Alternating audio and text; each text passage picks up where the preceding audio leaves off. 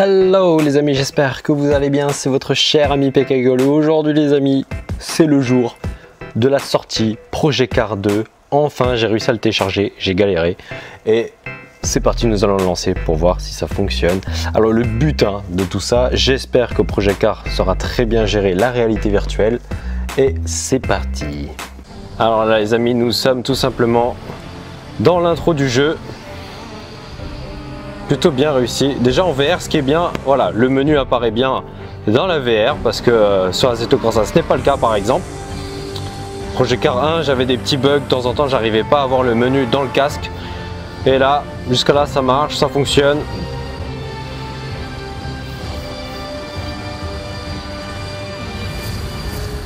Ouh, ça donne envie, toujours les bandes annonces, oh là là. Nürburgring. J'en attends beaucoup de ce Project Cars 2.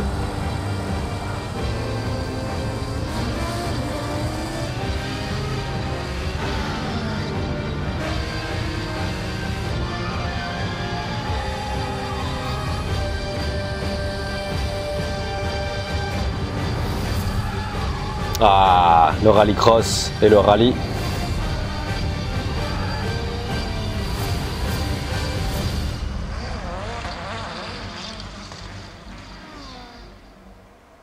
Ok, donc là les amis, nous sommes dans le menu de Project Cars 2, c'est parti pour la découverte. Alors on peut voir qu'on a des courses personnalisées, des tests privés, créer une équipe en ligne, parcourir en ligne.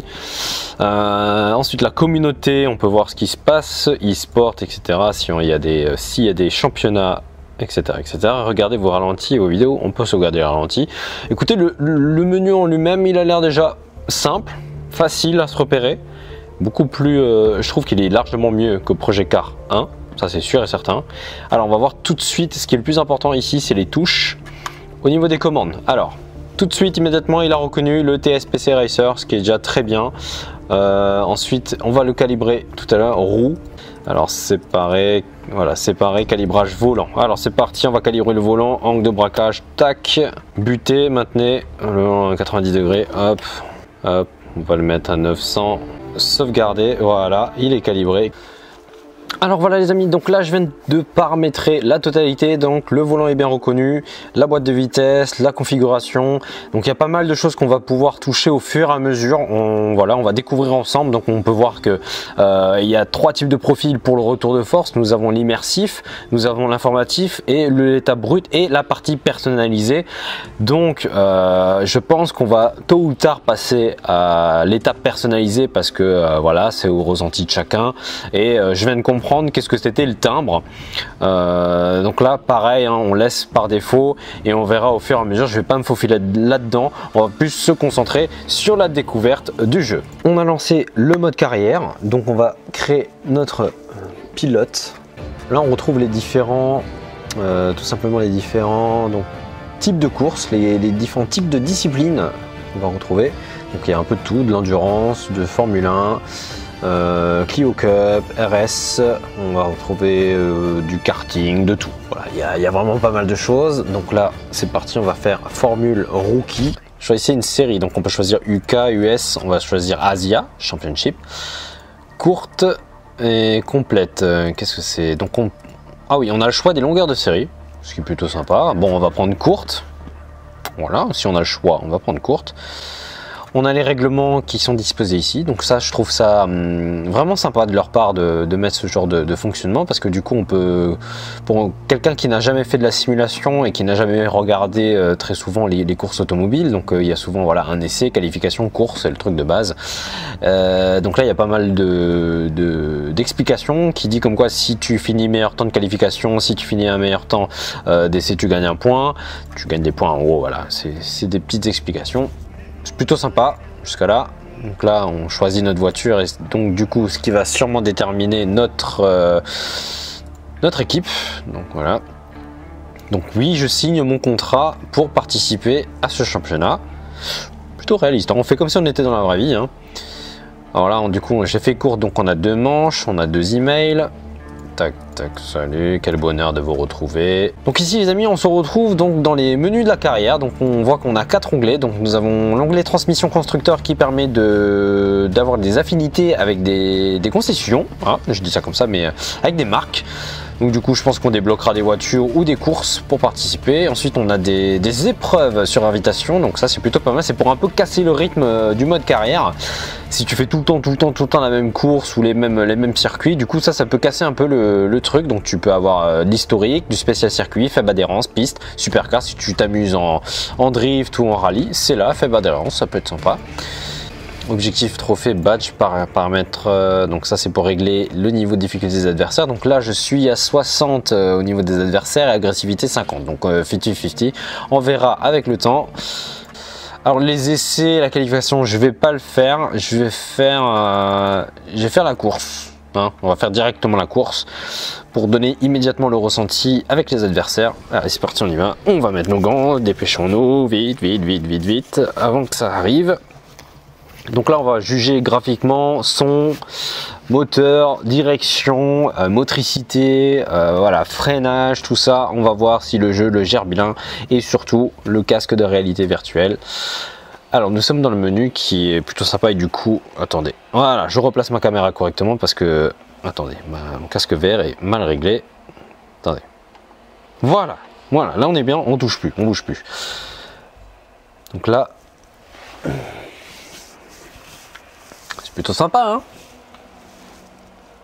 J'aime bien mon perso. Bon, ça je l'enlèverai plus tard parce que forcément je vais faire du montage réalité mixée.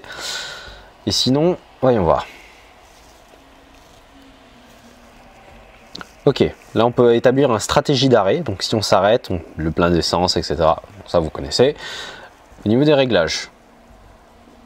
Ok, donc on va voir l'état, on peut voir les ingénieurs de piste, modifications et partager. Donc ici nous avons 2 petits menus ici. Donc 2 petits icônes qui nous permettent de naviguer. Donc ici, ok. Ah, je crois que j'ai compris. Les ingénieurs ont sûrement mis à disposition une aide. Très sympa. Par exemple, si tu as un problème de frein, tu peux dire dans quel cas, voilà, j'ai un problème de frein. Si je dis que ça glisse, ils vont demander à l'avant ou à l'arrière. Et je pense que les réglages se feront par rapport à ce que tu vas dire ici. Donc on va dire, pour les personnes qui n'ont pas l'habitude et qui sont débutants dans la simulation ou qui n'ont pas envie de se prendre la tête, cette option ingénieur de piste qui est plutôt pas mal, et moi je pense que je vais pas mal l'utiliser parce que je suis quelqu'un qui va pas voilà, chercher le réglage, le must réglage pendant des heures parce que sinon déjà j'ai pas beaucoup de temps pour y jouer. Donc voilà, c'est pour ça que je profite de ce système qui est plutôt sympa. Allez c'est parti, on démarre.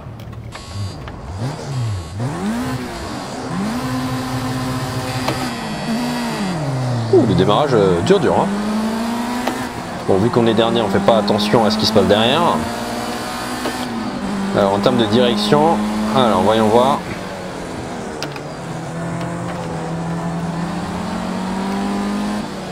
Très souple pour l'instant. Ça sera fermé de temps en temps parce qu'on passe à haute vitesse, mais pas énorme. On va essayer d'augmenter un peu le retour de force. Je pense qu'on peut l'augmenter.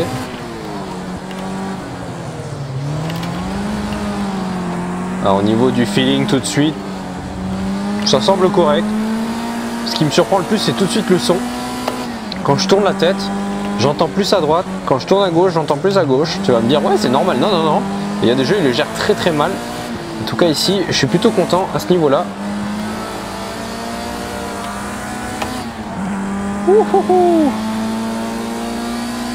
C'est plutôt sympa. Les petites LED vertes, l'intérieur du véhicule, alors on va voir si... Ah j'aime bien parce que ton perso, tu le vois accélérer et freiner, ce qui est plutôt immersif du coup, hein, parce que tu te croirais dedans. Le volant est tout petit, bon c'est pas 900 degrés sur cette partie là, on le testera plus tard. On va devoir s'adapter un petit peu au niveau du freinage.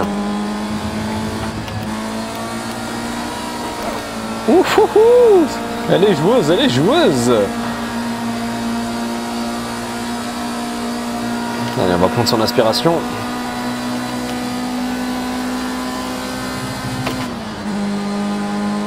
Bon bah voilà, vitesse de pointe. Hein. On a combien? Oh, on n'est pas énorme. Ah non, MPH. Faudrait que je change les unités. Je me disais, attends, c'est pas possible.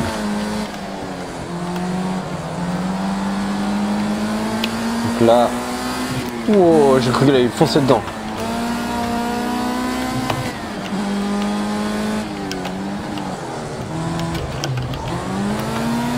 Allez, on passe. Hop là. J'aime bien, j'ai un bon ressenti, je sens que ce jeu va me plaire. Déjà que c'est compatible VR, je suis plutôt content parce que quand j'avais acheté Dirt 4, j'étais tellement déçu, mais tellement. Le petit drift qu'on s'y attendait pas. Au niveau des détails, en réalité virtuelle, bien sûr, tout au fond, lorsque tu regardes très loin, il y a un genre de petit flou, mais pour moi, c'est jamais dérangeant. En tout cas, j'ai l'impression qu'il le gère beaucoup mieux que Project Car 1. Hop. On va voir les autres vues, juste pour voir. Ah oui, on a la vue casque, ce qui est plutôt sympa. Ensuite, on a vue Formule 1. La vue extra. Oh putain, elle est horrible, ça donne la gerbe.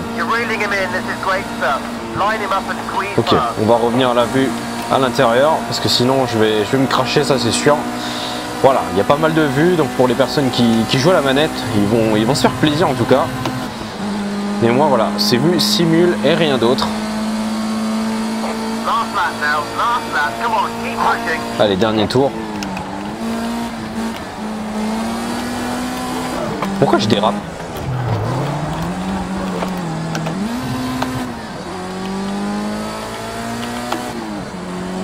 Allez, on va essayer de les rattraper, on va essayer quand même de finir dans les 3 premiers, ça serait bien. Donc là c'est une partie découverte hein, les amis.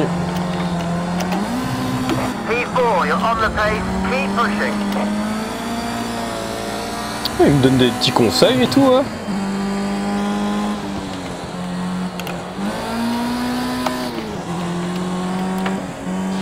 Franchement au niveau du ressenti je suis plutôt content. Je sais pas si les aides sont activées, mais en tout cas, ce qui est sûr, c'est que ça marche. Voilà, il est derrière, on est dans les 3 premiers, ça serait bien. Attention sous virage. Oh, il m'a foncé dedans. Merci, en tout cas, ça m'a sauvé la vie.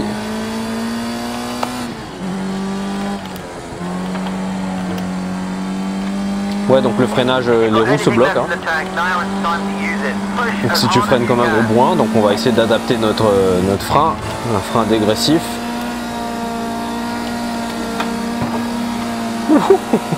C'est quoi ces réactions de mouvement de caisse là? Donc là, on est premier, hein, on va essayer de garder cette position. Et la ligne d'arrivée, c'est pour bientôt. Non, non, non, non, non, tu passes pas.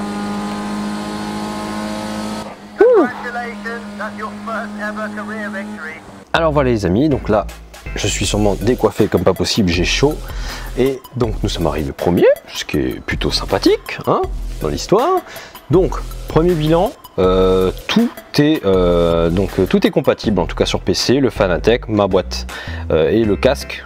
Très surprenant, ce qui m'a tout de suite surpris c'est le bruit comme je vous avais dit, le fait de tourner la tête ou même mettre un certain angle, du coup tu peux entendre les adversaires qui arrivent de droite ou de gauche. Souvent les jeux gèrent très mal au niveau du son et là franchement c'est plutôt sympa.